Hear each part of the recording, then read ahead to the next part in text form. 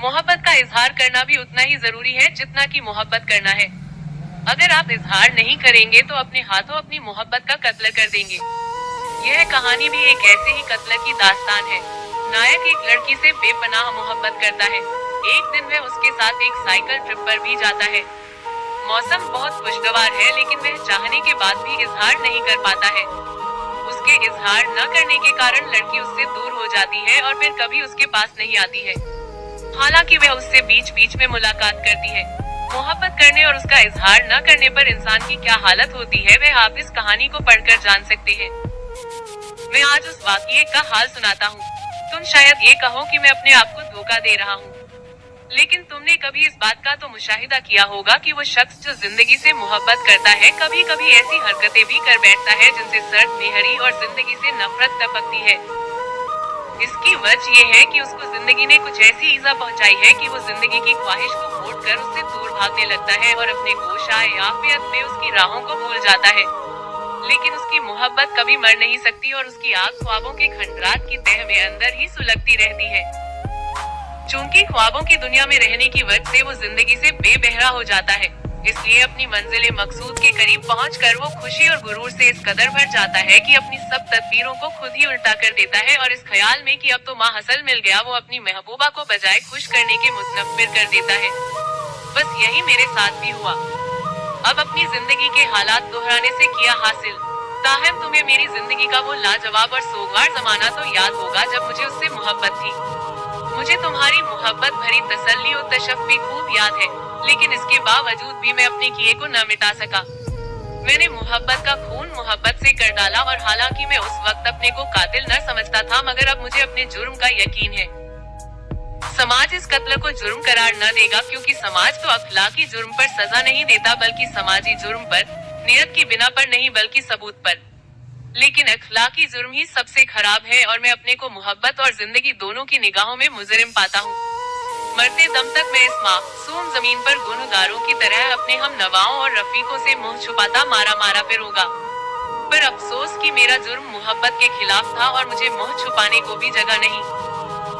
वो अब मर चुकी है, इसलिए मुझे हिम्मत हुई कि ये दास्तान कह सुनाऊं। ये तो तुम जानते ही हो कि इसकी शुरुआत तक किस तरह हुई। मैं उससे दिलो जान से मोहब्बत करता था।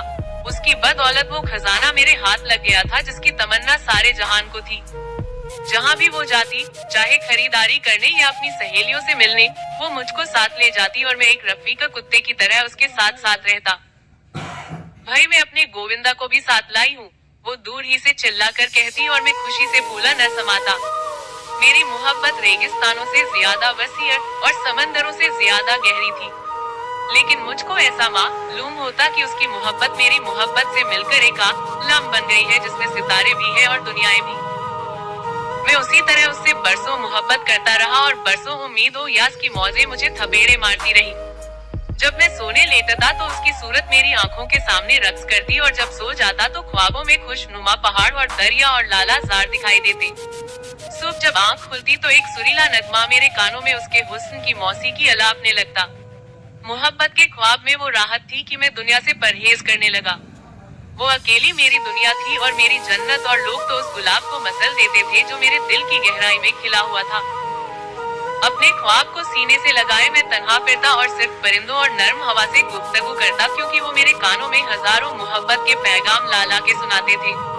मेरे साथ ही शफक, चांद और सितारे थे जो आसमान पर इस तरह बिखर जाते जैसे उसके गालों पर सुर्खी। उसकी मौजूदगी मेरी हस्ती में इस तरह समा गई जैसे माँ के पेट में बच्चा अपने वजूद के एहसास से उसको भर देता है। सूरज की गर्मी मेरी मोहब्बत के सामने हेज थी। खुदगर्जी का ख्याल मेरे दिल में कभी न आया, क्योंकि मोहब्बत एक हसीन तख्युल थी और जिनसे एक बदनुमा धब्बा। जो सच पूछो तो मोहब्बत ने मुझको नामर्द कर दिया था। वो भी अपने दिल में क्या कहती होगी। मैंने इस बात को कतई भुला दिया था कि वो औरत है। मैं एक अहमकों की जन्नत में रहता था। इसमें शक नहीं कि वो दिल आवेज थी, पर मौहूम और गैर हकीकी भी। मोहब्बत तो रूह और जिस्म दोनों के एहसासात का संगम है। अगर इनमें से एक चीज भी कमो बेश हो जाएगी तो मोहब्बत या तो नफसानी ख्वाहिशात होके रह जाती है या एक शायर का नामुमकिन ख्वाब। मगर मैं अभी जवान था और हकीकत से बेबहरा। एक मर्तबा जब मेरे बेहतरीन दोस्त ने मुझको सलाह दी कि उसको प्यार करो तो मैं बेआपे हो गया और चांटा रसीद किया। बरसों तक मैंने उससे बात भी न की। हमारा मिलाप उस वक्त हुआ जब एक रोज मैं रंजो अलम से चूर शराब खाने में बैठा कदहे भर भर कर पी रहा था और आंसुओं की लड़ी आंखों से जारी थी। अगली वफाओं के ख्याल से उसने आकर मेरे शाने पर हाथ रख दिया और हमारे दिल फिर मिल गए। हालांकि ये बात मुझे सही तौर पर कभी न मालूम हुई, लेकिन मुझे यकीन है कि वो मुझसे मोहब्बत करती थी। उसके दिल में मेरे लिए जगह थी, मगर मैंने खुद ही मोहब्बत का खात्मा मोहब्बत से कर दिया। मार्च की हसीन शाम थी। उसने नई नई साइकिल चलानी सीखी थी और अपनी सहेलियों के साथ घूमने जाती। एक रोज मुझसे कहा कि मेरे साथ चलो। ये कहकर उसने मुझको वो शर्त बख्शा जिसे मैं भूल नहीं सकता। तमाम दिन एक ख्वाब की सी हालत मुझ पे तारी रही। मैंने साइकिल साफ की, तेल डाला और बार बार जाके देखता कि कहीं हवा तो नहीं निकल गई। मैंने घड़ियां गिन गिन के काटी और फिर भी आध घंटा पहले ही निकल खड़ा हुआ। जब मैं उसके हॉस्टल पहुंचा तो बहुत सवेरा था। वक्त काटने को मैं मीलों मारा मारा फिरा, लेकिन वक्त काटे ही न कटता था। मैं लौट आता और फिर चला जाता। लम्हे सब्र अयूबी की तरह गुजर रहे थे। आखिरकार वो आ ही गई और शर्माई हुई हंसी हंस हंस के साइकिल पर बैठी। शुरू में तो वो खुद ही के एहसास से डरती रही, लेकिन जब हम सुनसान सड़क पर पहुंच गए तो उसका डर निकल गया। तुम तो बड़ी अच्छी साइकिल चलाती हो, मैंने कहा। नहीं, अभी तो डर लगता है, मगर आज नहीं गिरूंगी, तुम बचा लोगे। ये कहकर उसने मेरी तरफ देखा। उसकी बड़ी बड़ी खूबसूरत आंखों में नरमी थी, मुझ पर भरोसे और एतमाद का यकीन। मैं ये समझा कि मोहब्बत थी। अगर नहीं भी थी तो क्या, मैं जब तक जीऊंगा ये ख्याल मेरे दिल में पोशीदा रोशनी की तरह छिपा रहेगा और कोई भी इसकी शमत को गुल नहीं कर सकता। मैं इस तरह खुशी से फूल गया जैसे मैंने उसके दिल पर काबू पा लिया है और नाजा हूँ। इस गुरूर से मैं खुद अपनी निगाह में खुशकिस्मत मालूम होने लगा। थोड़ी देर के बाद वो थक गई। हम पार्क में से गुजर रहे थे और उसने कहा कि आओ बैठ जाए। सूरज गुरूब हो रहा था और उसके शोख रंग आसमान पर बिखरे हुए थे। साइकिलें जमीन पर रख के हम एक विलायती मटर के तख्ते के पास बैठ गए। वो प्यार और नरमी से बातें करती रही और मैं हर लफ्ज को जो उसके मुंह से झड़ता ओस और शहद की तरह पीता रहा। मुझे याद नहीं कि उसने क्या क्या बातें की। मुझे ये भी याद नहीं कि मौजू इस सुखन क्या था, पर अभी तक उसकी गुलाबी साड़ी का रंग मुझे याद है, उसकी उंगलियों की नजाकत और विलायती मटर की मस्ती भरी महक। मेरा दिल उसके कदमों पे था और मेरी रूह इस तरह उसकी तरफ बह रही थी जैसे पानी के चश्मे चट्टानों से निकलकर एक अमीर झील में खो जाते हैं। जब मैं मरूं तो मुझे गुलाबी कपड़ों में दफन करना और बहुत से विलायती मटर के फूल मेरे ऊपर डाल देना, उसने अफसुर्दगी और जज्बे से कहा। मेरा दिल दर्द से सिमटकर एक जिंदान मालूम होने लगा। मेरी आंखों के सामने वो जमाना आ गया जब वो मेरे पास न होगी और मैं अकेला हूँगा। ये ख्याल एक तीर की तरह से मेरे जिगर के पार हो गया। आम के दरख्त में एक कोयल दर्द से यकायक कूकी और उसके साथ ही साथ एक मोर की दर्द अंगेज झंकार सुनाई दी। ऐसी बातें तुम मुंह से न निकालो। न तुम मौत के लिए हो न मौत तुम्हारे लिए। एक गमगी मुस्कुराहट उसके चेहरा पे फैल गई और मेरा दिल दुनिया के सब गुलाबों और विलायती मटर के फूलों की मोहब्बत से भर आया। फिर अदा से वो कोहनियों के बल लेट गई और मेरी तरफ देखा। मेरी आंखें उन हसीन आंखों की चशमक से चकाचौंध हो गईं। उस वक्त वो आंखें मोहब्बत के दो समंदरों की तरह की थी, जिनकी सत की वुसअत निगाह की जद से बाहर थी और उनकी गहराई आंखों की रोशनी से पोशीदा। उन समंदरों में दो मौजे बैक वक्त पल खाती हुई उठी, एक दूसरे से टकराई और बहती हुई मेरी रूह की गहराइयों में उतर गई। मैं उस लहर के जज्बे में गर्क हो गया। वो मुझे अपनी रौ में बहा ले गई। खुशी से मेरी जबान पर मुहर लग गई। मेरा जी चाहता था कि कुछ कहूँ कुछ करूँ, लेकिन खौफ मुझ पर तारी हो गया। मैंने अपने दिल में कहा कि मुझे अपनी मोहब्बत के इजहार करने का कोई हक नहीं। मैं अपनी मोहब्बत से डरता था। उस एक लम्हे में मैंने मौत और जिंदगी दोनों का मजा चख लिया। दोबारा फिर उसने अपना सर पीछे झुकाया और इस कदर झुकी कि सर जमीन से लग गया।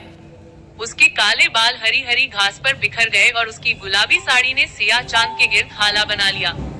उसके होंठ कांप रहे थे और उसकी आंखों में बोसे की दावत झलक उठी।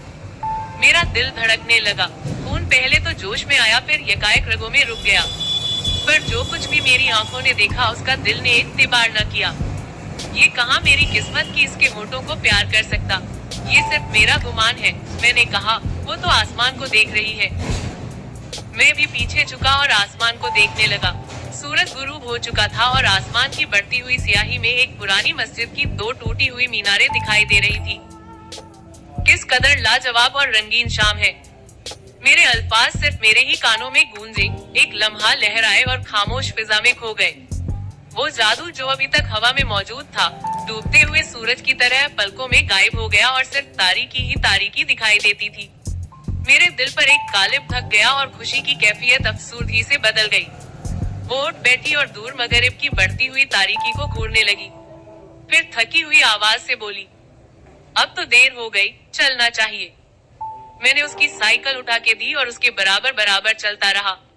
हम में से किसी ने बातचीत न की। वो थकी हुई और ख्याल में मालूम होती थी, लेकिन मैं अभी तक उसके करीब होने की खुशी में मस्त था और उसकी मोहब्बत पर नाज़ा। मुझको ये ख्याल न आया कि मैं उसकी मोहब्बत को ठुकरा रहा हूँ। मैं जिंदगी को अपनी आगोश में लेने से डरता था, फूलों की तरह गोद में समेटने से। बजाते खुद तो इस लापरवाही में कोई बुरी बात न थी, लेकिन इसका नतीजा मुहलिक साबित हुआ। मैं एक ख्याली दुनिया में रहता था और सिर्फ ही शक की मोहब्बत में गिरफ्तार। वो जुलाई के आम की तरह पुख्ता थी, मोहब्बत के लिए तैयार। इसमें शक नहीं कि मुझे उससे मोहब्बत थी और मोहब्बत की वजह से मैंने उसे प्यार करने से परहेज किया और उसकी तरफ नफसानियत से निगाह न उठाई। वो एक फरिश्ता थी और इन दुनियावी चीजों से बालातर। इसीलिए दरअसल मेरी मोहब्बत ही ने मोहब्बत का खात्मा कर दिया। लेकिन इस वाक़ये के बाद तभी हमारे ताल्लुकात कायम रहे, हालांकि वो उस कोफ्त और तकलीफ के एहसास को हरगिज न भूली होगी जो इसके बाइस पैदा हुई। मैं उससे अब भी उसी तरह मोहब्बत करता रहा और मोहब्बत के रंजों ही ने मुझको इंसान भी बना दिया और जमत का एहसास भी पैदा किया। और जब तक कि मैं दर्द और अलम सहने के काबिल रहा, उस वक्त तक इंसानियत का जज्बा भी मेरे अंदर बाकी रहा। दमे जब मैंने जिंदगी की ख्वाहिश को घोट डाला, जब मैं हकीकत से घबरा कर धोखे की उस दुनिया में रहने लगा जो सिर्फ मेरी जात से वाबस्ता थी, तो मैं माजूर भी हो गया और हुस्न के एहसास को भी भूल गया। रात को जब मैं सोने लेता तो यकायक ख्याल आया कि वो नाराज हो गई है। न तो जुदा होते वक्त उसने अफसुर्दगी का इजहार किया था और न पलटकर मेरी तरफ देखा ही था। जैसे जैसे मैं शाम के वाकयात तक का ख्याल करता, वैसे वैसे गम मुझे अपने पंजों में जकड़ता जाता था। बार बार मैं कहता, हाय मैंने क्या किया, और दिल ही दिल में उससे 1000 बार मुआफी मांगता और अपना सर उसके कदमों पर रख के अपनी मोहब्बत का यकीन दिलाता। मेरी मोहब्बत गैर पानी थी और उसमें कोई कमी न हुई। हालांकि मैं जब आखिरी बार उसकी मौत से जरा पहले मिला तो वो बदल चुकी थी और मेरे जज्बात में तुगयानी न आई, लेकिन मेरे दिल की गहराई में ही शक की आग इस तरह सुलग रही थी जैसे सूरज की रोशनी। मैं उससे अपनी मोहब्बत में ही शक करता था जो अब तक फना नहीं हुई। अगले रोज उससे एक पार्टी में मुलाकात हुई। मेरा चेहरा जर्द था, मेरा दिल धड़क रहा था कि देखिए अब क्या होता है। वो बैठी एक तकिए से खेल रही थी, मगर उसने मेरी तरफ निगाह उठा के भी न देखा। मैं बैठ गया, लेकिन जी यही चाहता था कि तन्हाई में उससे अपने कसूर की मुआफी मांगूं। सब हंस बोल रहे थे और वो भी खुश थी, मगर मेरे होठों पर खामोशी की मुहर लग गई थी, क्योंकि उस वक्त मैं एक जिंदा इंसान न था। एक शख्स ने पूछा, खैरियत तो है, खामोश क्यों हो? कोई खास बात नहीं, और ये कहकर मैं फिर यास के समंदर में डूब गया। फिर सब गाने बजाने लगे। लीला ने मुझसे भी कहा कि गाओ, लेकिन उस वक्त मेरे दिल में उस बला का गम था कि मैं हरगिज न गा सकता था। ऐसा मालूम होता था कि सारी एशिया के पहाड़ मेरे अंदर समा गए हैं। जब लीला ने इसरार किया तो वो भी प्यार से बोली, आखिर गा को नहीं देते? मैं नहीं गाऊंगा, मैंने कुछ इस तरह चिल्ला कर कहा कि यकायक सारे मजमे में खामोशी छा गई। मैं कहना तो कुछ और ही चाहता था, लेकिन न जाने मेरे मुंह से ये जुमला कैसे निकल गया। मेरा दिल उसकी मोहब्बत से लबरेज था और मैं उसको किसी तरह भी नाखुश न कर सकता था, मगर उस वक्त कुछ ऐसा मालूम हुआ कि मेरी आवाज खो गई है। मेरा दिल तो कुछ कह रहा था और जबान कुछ और। इसके बावजूद भी मुझको यकीन था कि वो हरगिज बुरा न मानेगी। मुझको यकीन था कि वो और मैं एक है और वो मेरे जज्बात और एहसास को महसूस कर लेती है। मैंने बात बनानी चाहिए और लीला से कहा, गया हो जब अपना ही जिवड़ा निकल, कहाँ की रुबाई कहाँ की गजल। इस पर एक साहिब ने जुमला कसा, अच्छा आप ही शक में मुब्तिलास हैं। इसके बाद उसने मेरी तरफ मुड़ के भी न देखा और जब सब खाने के लिए बैठे तो उसने पहले ही से ऐलान किया, मेरी जगह ये है, और मुझसे बहुत दूर मेज के दूसरे सिरे पर बैठ गई। ये ऐलान सिर्फ मेरे लिए न था बल्कि सारे मजमे को बताने के लिए कि अब मुझसे ताल्लुक हो गया है। इससे पेशतर वो मुझको भीड़ में से ढूंढ निकाल लेती थी और हमेशा मेरे ही पास बैठती, लेकिन अब तो दुनिया ही बदल चुकी थी। मेरा दम घुटने लगा, लोगों से वहशत होने लगी, मेरे पैर बोझल हो गए, मेरी निगाह दर्द से उसके चेहरे पर जम गई। मैं बेवकूफों की सी बातें कर रहा था और मेरा राज सबको मालूम हो गया। परी शक में न तो पिंदार बाकी रहता है, नई इज्जत हो खुददारी। वो कुर्सी खींचकर बैठ गई और आंखें तश्तरी पर गड़ा ली। लेकिन इस बात का मुझे यकीन है कि वो मेरे जज्बात को महसूस कर रही थी। मेरी आंखों तले अंधेरा आ गया और मैं दीवाना वार कमरे से भाग निकला। सब कुछ ऐसे मुतहयर हुए कि किसी के मुंह से कोई लफ्ज न निकला। मगर जब मैं बरामदे की सीढ़ियों से उतर रहा था तो एक कह की आवाज आई। रकाबत और जलन की लहर मेरे अंदर दौड़ गई। वो मजे कर रही थी, उसे मेरी क्या परवाह थी, उसे तो किसी और से मोहब्बत थी। ये ख्याल एक आरे की तरह मेरे जिस्म को काटता हुआ दिल के पार हो गया। मेरा दिमाग मुअत्तल हो चुका था, मेरी टांगे पारे की तरह बेकरार थी। सारी रात में मारा मारा फिरा, अपने बालों को नोचता और सीने पर घूंसे मारता। मैंने जोर जोर से अपनी चुटकियां ली, लेकिन दर्द ने मेरे जिस्म को सुन्न कर दिया था और जिस्मानी तकलीफ का एहसास मिट चुका था। कोई 20 मील फिरने के बाद जब मैं अपने कमरा में आया तो सुबह सादिक की थकी हुई रोशनी आसमान पर फैल रही थी, लेकिन नींद मुझसे रात की तरह दूर थी। दिल की जगह मेरे सीने में एक लादवा दर्द था। यही जी चाहता था कि नश्तर से उसे कचोखों और मुट्ठी में भींचकर सब एहसास निचोड़ डालूं। दर्द एक फोड़े की तरह लब लब कर रहा था। मेरी निगाह कलम तराश पर पड़ी। सीना चाक करके मैंने गोश्त को चाकू की नोक से गोदना शुरू किया, लेकिन तकलीफ का एहसास उठ चुका था। फिर मुझे और ही ख्याल आया। दर्द दिल से निकलकर दिमाग में पहुंच गया था। मैंने अपने सीने पर दिल की शक्ल गोदनी शुरू की। इसके बाद दगुदे हुए दिल में उसकी शबीह बनाई। खून बह बहकर टपक रहा था, लेकिन उसके बहने से मेरे दिमाग को सुकून हुआ। फिर आईना उठाकर बड़ी देर तक अपनी दस्तकारी को देखा किया। अब दर्द कम हो गया था और थकन मालूम होने लगी। उजाला हो चला था और लोग जाग गए थे। इस डर से कि कहीं पकड़ा न जाऊं, कमीज के बटन लगाकर मैं लेट गया। मीठा मीठा दर्द फिर होने लगा और उसी हालत में आंख लग गई। अब बयान करने से क्या फायदा कि मुझ पे क्या गुजरी। ये बताना भी बेकार है कि मैंने क्या क्या किया। मैं एक ऐसा बदनसीब था जिसे जिंदगी दुभर हो गई हो। इंसानों की सोहबत से भागकर मैं जंगलों में मारा मारा फिरने लगा। दिनों न कुछ खाया न पिया, और जब खाया भी तो निवाला हल्क में अटकने लगा। रात में चोरों की तरह अपने कमरा में घुसता और सुबह होते ही फिर निकल खड़ा होता। मेरे दोस्त तसल्ली देनी चाहते थे। मेरी हालत दीवानों की सी हो गई और उनके चेहरों से परेशानी टपकती थी, लेकिन मैं उनसे दूर दूर रहता और इंसानों से बचता फिरता। जब मैं उससे मिलने गया तो मालूम हुआ कि वो कहीं चली गई है। मुझे हैरत हुई कि वो कहाँ और क्यों चली गई। उसने मुझसे तो कहा भी न था कि बाहर जाने वाली हूँ। मुझे शक हुआ कि कहीं गई नहीं है, बल्कि सिर्फ बहाना कर दिया है।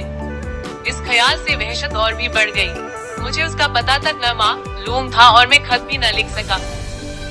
15 रोज के बाद वो लौट आई। तुम्हारी तबीयत तो अब अच्छी है? उसने प्यार से पूछा। मेरी बीमारी का हाल उसे क्यों कर मालूम हुआ, लेकिन फिर ख्याल आया कि ये बात तो उसी रात को मेरे चेहरे से जाहिर हो गई होगी, या शायद किसी ने उसको मेरी दास्तान कह सुनाई हो। मेरा दिल धड़ धड़ करने लगा। इसके साथ ही साथ खुशी का भी एहसास हुआ। उसको ये तो मालूम हो गया कि मैंने क्या क्या मुसीबतें उठाई। शायद उसी से उसका दिल पसीज जाए और वो मुझसे मोहब्बत करने लगे। मैंने बात बनाई और उसके सवाल का जवाब न दिया।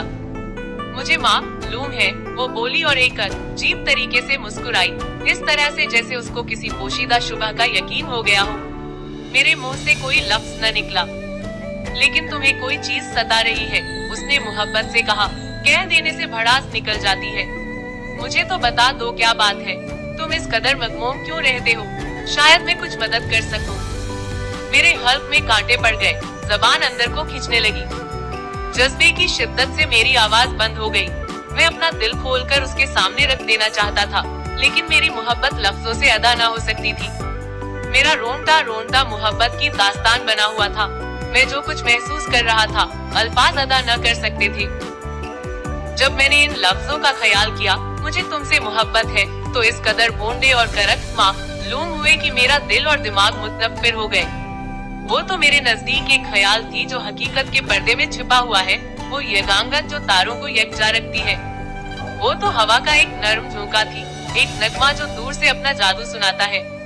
वो मुझ जैसे इंसानों के लिए पैदा न हुई थी और मेरे मुंह से वो लफ्ज न निकले जो मुझको अपनी नामुमकिन तलाश की मंजिले मकसूद तक पहुंचाकर मेरे सब ख्वाबों को पूरा कर देते। मैं इधर उधर की बातें करने लगा और अपने इरादे और मंसूबे बताने लगा। वो भी हूँ हाँ करती रही।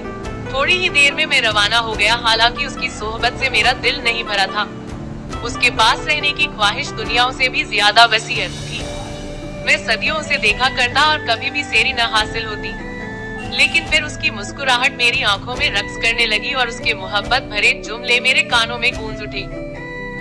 खुशी की लहर मेरे दिल में उठी और ऐसा मालूम हुआ कि जमीन जून की पहली बारिश के बाद शादाब हो गई हो। 15 दिन के बाद जब पहली बार मैं इंसानों की जून में आया। मोहब्बत और नफरत मुझे उसी तरह बरसों झूले झुलाती रही। मैं कभी अपनी मोहब्बत का इजहार न कर सका। जो सच पूछो तो मैं उसका तज़किर कर ही न सकता था। मेरी मोहब्बत इतनी गहरी थी कि अल्फाज उसकी तह का पता न दे सकते थे। फिर वो चली गई, लेकिन मेरी मोहब्बत को जवाल न था। छुट्टियों में कभी कभी उससे मुलाकात होती और हम घंटों बैठकर बातें किया करते और ये लम्हे मेरी जिंदगी के बेहतरीन लम्हे थे, जिनकी उम्मीद में जुदाई के दिन आसानी से कट जाते थे। जितनी देर के लिए मैं उसके साथ रहता, मुझसे ज्यादा खुशकिस्मत कोई और इंसान न होता। जब मैं चला आता तो मेरा दिल उसके कदमों में रह जाता। उस जरा सी खुशी के लिए जो मुझको उसकी सोहबत में हासिल होती थी, मैं 1000 बार मर मर के जीता था। अपने आप को उसके लायक बनाने के लिए मैंने बहुत तेरे जतन किए और उसने जिस बात की भी मुझको दुआ दी वो पूरी हुई। फिर एक वक्त ऐसा आया कि उसने मुझको दुआएं देनी छोड़ दी। मेरे कान उसकी अच्छी अच्छी बातें सुनने को तरसते थे, लेकिन पेशी नगोई का चश्मा खुश्क हो चुका था। मेरे दिल में शुबहात पैदा होने लगे और ऐसा मालूम हुआ कि वो मिज़राब जिससे सोज पैदा होता था टूट गई। मैं रंज और याद के अलम में निढाल हो गया। मेरे दिल ने कहा कि वो अब मेरे हाथों से निकल गई।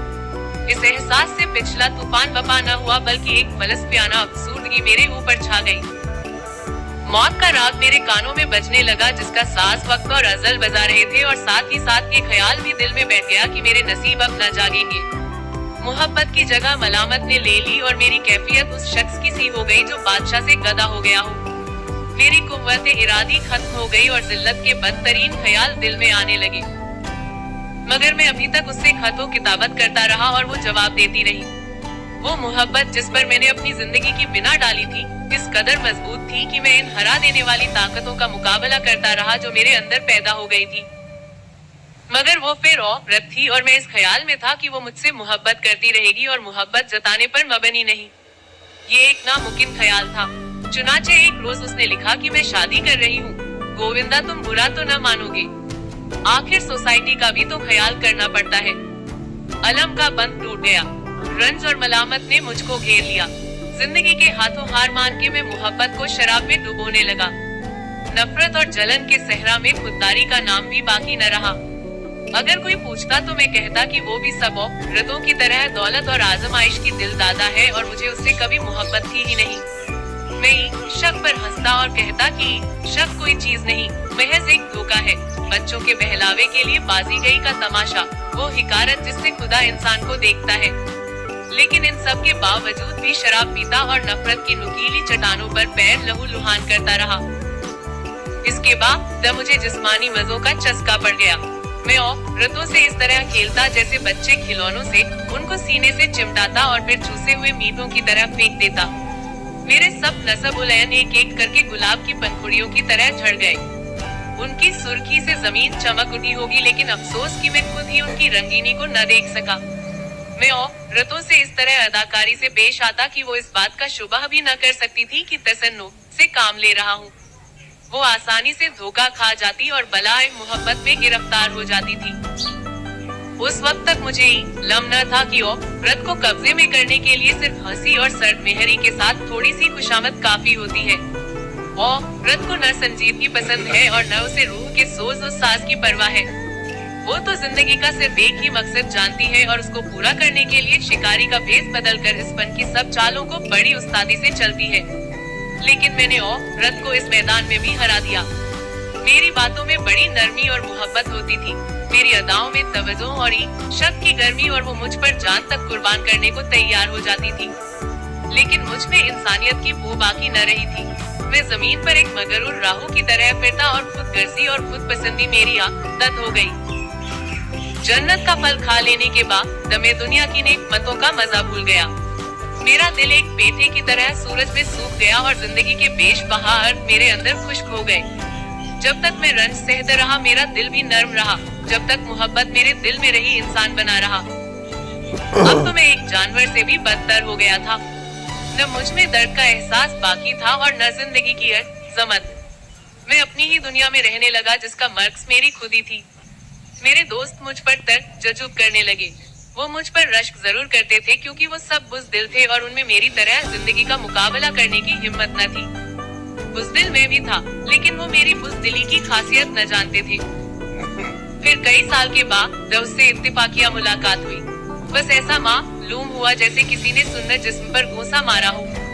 रफ्ता रफ्ता गुबार आलूद जलन के पर्दे में से उस सुनहरी शहर की मिट्टी मिट्टी मीनारे जो वक्त की धुंधली वादी में मध्यम ख्वाबों पर बना हुआ था, फिर दिखाई देने लगी। बगैर जाने हुए मैं फिर उन जादू भरी गलियों का तवाफ करने लगा जो अब बरसों के गर्द और गुबार से मैली हो चुकी थी। माजी एक राग के धीमे सुरों की तरह उठता दिखाई दिया और अलाप की बुलंद आवाज कानों में गूंजने लगी जिससे मेरा दिमाग चकरा गया। सिवाय उन चंद लम्हों के जब मुझे देखते ही इसका रंग उड़ गया था, उसके चेहरा से इत्मीनान टपकता रहा। उसके सुकून का ख्याल करके मेरे जिस्म में आग लग गई। वो एक फूल की तरह भंवरे की तड़प से बेखबर थी। मेरे दिल को वीरान करके मेरे सब गुरूरों को मिटाकर उसे बनाव सिंगार का क्या हक था। वो इत्मीनान से बातें करती रही और उन अफवाहों का तज़किरा किया जो मेरे बारे में सुनी थी। उसकी गुफ्तगू में शायद वही पुराना अंदाज था, लेकिन मैं बदल चुका था। मेरा जी चाहता था कि कह दूं कि हाँ तुम ही तो हो जिसकी खातिर मैंने ये सब जिल्लत और बुराइयां मोल ली। लेकिन मुझे ऐसा मालूम हुआ कि हमारे दरमियान एक खलीज हाइल हो चुकी है जिसने वक्त के दोनों किनारों को एक दूसरे से अलहदा कर दिया है। मेरी बातों में तसन्नु आ गई और नफरत की आग मेरे अंदर भड़क उठी। यही जी चाहता था कि पकड़कर उसे मसल डालूं, गला घोंट दूं, ताकि वो भी उस तूफान की तेजी को महसूस कर सके जो मेरे अंदर बपा था और इत्मीनान से बातें न बनाए। मैं एकदम से उठ खड़ा हुआ। प्यार से उसने कहा, गोविंदा, जिंदगी से नफरत न करना, ये मेरी दोस्ताना सलाह है। जल्दी से खुदा हाफिज कहकर मैं चल दिया। मैं चला तो आया लेकिन एक जंगल में खो गया और रास्ता कहीं से न मिलता था।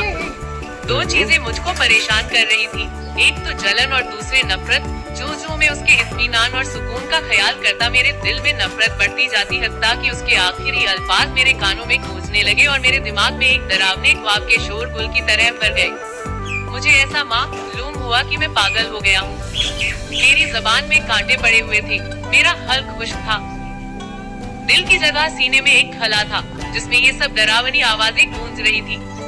मैंने छाती पर जोर जोर से घूंसे मारे। यकायक मुझे उस तस्वीर का ख्याल आ गया जो मैंने उस जगह गोदी थी। अपना गिरेबान चाक करके मैंने सीने पर निगाह डाली। निशान रात के अंधेरे में चीते की आंखों की तरह चमक रहे थे। मुझे उस तस्वीर से नफरत हो गई। मुझे उससे खुद से नफरत थी। वो अब मेरी न थी, वो तो उसकी बीवी थी। मैंने जेब से चाकू निकाल उसकी तस्वीर के आर पार अपने सीने पर चला दिया। उस वक्त तो एक अजीब सुकून हासिल हुआ और मेरे दिल की जलन कम हो गई, लेकिन खून निकलने की वजह से कमजोरी बढ़ गई और मैं बेहोश हो गया। लोगों ने मुझे अस्पताल पहुंचा दिया। सबको हैरत थी कि माजरा क्या हुआ। कोई कहता था कि हादसा पेश आया, कोई कहता था कि खुदकुशी करने की नियत थी। चंद रोज में जख्म भर गए और मैं तंदुरुस्त हो गया, लेकिन अब जवानी जा चुकी थी और खिजा का मौसम था। इस वाक़ये के बाद मैं उससे कई बार मिला, लेकिन फिर कभी ऐसी हालत न हुई। जब आखिरी बार उससे मुलाकात हुई तो वो बीमार थी। वही मार्च का दिलसोज महीना था, वही शाम का सन्नाटा। सूरज गुरूब हो रहा था और बरामदे की जालियों में से रोशनी छन छन के आ रही थी और हवा में विलायती मटर के फूलों की महक बसी हुई थी। उसने इत्तेफाक से बैक वक्त हम दोनों को एक ही ख्याल आया। मुझे विलायती मटर की खुशबू बहुत पसंद है, उसने नरमी से कहा और एक खफीफ सी अफसुर्दगी उसके चेहरे पर आ गई। उसने आंखें बंद कर ली जैसे वो याद की मरती हुई रोशनी को पकड़ने की कोशिश कर रही हो। और दुनिया के सब गुलाब। दर्द मेरे दिल में भी भर आया था। इसके बाद फिर उससे मुलाकात न हुई और कुछ ही अरसे में वो मर गई। उसकी लाश पानी में से पाई। वो गुलाबी साड़ी और विलायती मटर का हार पहने हुए थी, लेकिन न मेरे दिल में पहले की तरह तूफान ही बपा हुआ और न उसकी याद एक ख्वाब बन के आई। वो तो मेरे दिल में बस चुकी थी। इस संग दिल दुनिया की नब्ज की तरह मेरी रूह की गहराइयों में आहिस्ता आहिस्ता चल रही थी, जैसे हवा दरख्तों को एक लाजवाल